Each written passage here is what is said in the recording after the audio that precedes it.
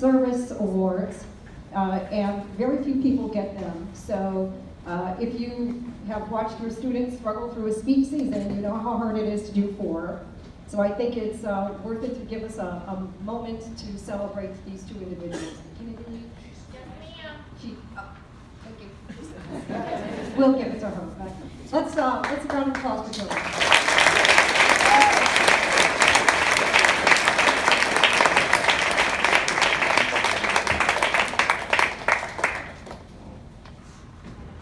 We're going to ask him not to be too long-winded, but since Joey did make it to state, if you could indulge him for a brief, limited preparation experience.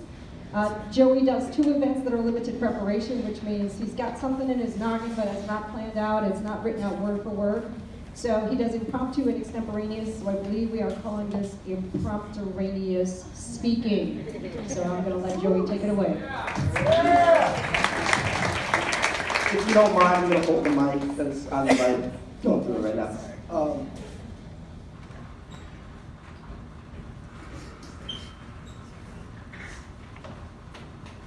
It is tradition of the speech banquet to allow the state qualifiers to come up on stage and give them a podium to perform their excellent work.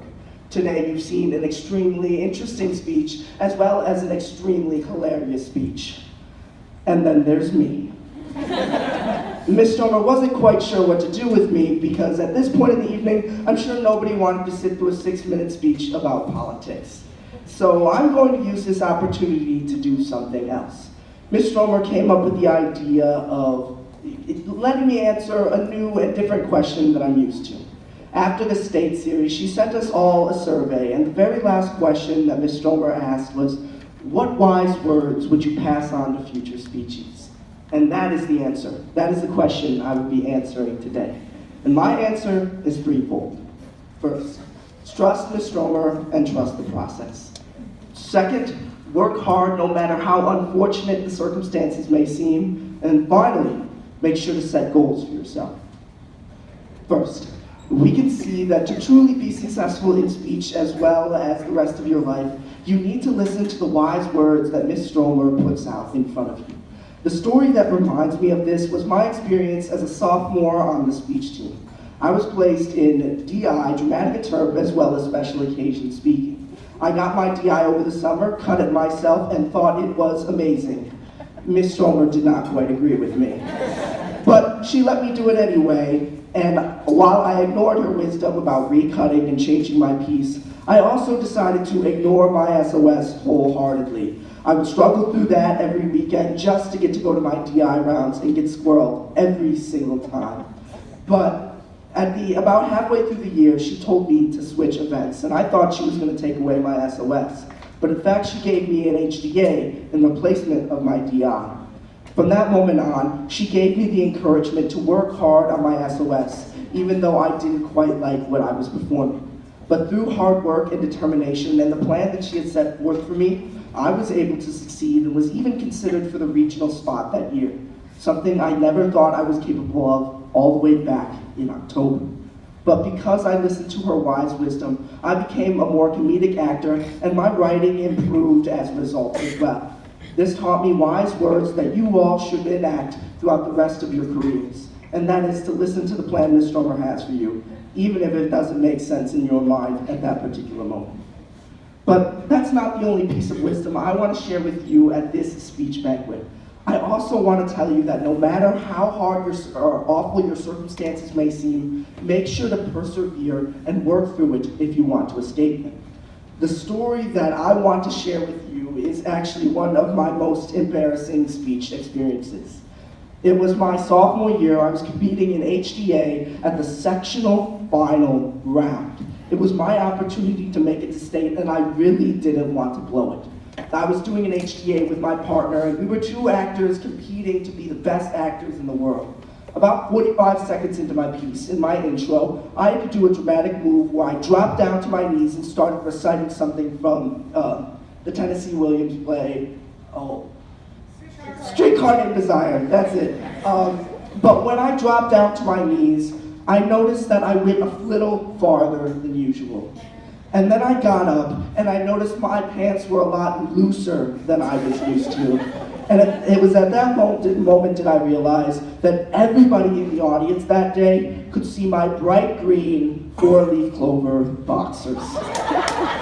And for the next 7 minutes and 15 seconds, I had to perform the rest of my piece. Now, it's not difficult to say that this was an unfortunate circumstance, but I decided to not let this obstacle stop me, and instead work through my unfortunate circumstances by making it the best performance I had ever given of that piece. This is just a small example of what you can achieve if you decide to go beyond the unfortunate circumstances and work hard to escape them. Even though I didn't make it to state after that round, and I'm pretty sure it had nothing to do with my pants, I was still fortunate to learn an important lesson to pass on to you here today. And finally, the thing I want to share with you here today is that you must set goals when it comes to speech. I remember my very first year, I was put into HI, and my humorous intern was absolutely terrible. And I somehow found pride in the fact that I could have been the third string HI, which somehow made me extremely happy with myself. But 3 years later, I remember that moment when I set the goal. At the end of that season, I told myself I was going to make it to regionals, I was going to make it to sectionals. By the end of my speech career, I was going to be at state. This is the kind of goal setting that everyone needs to put into effect when they prepare for every new speech season. No matter how small or how big the goal might be, you will only achieve true fulfillment not only in this event, but in any other endeavor you might achieve or undertake in your life if you set forth objectives for yourself. Today, we answered the question that Stromer originally posed to all of our seniors, and that is, what wisdom would you share with the future speechee? My answer is threefold. First, trust the process and trust Ms. Stromer's plan. Second, work hard no matter how unfortunate the circumstances. And finally, set objectives for yourself. Through my last 4 years in speech, it has definitely improved myself and my character.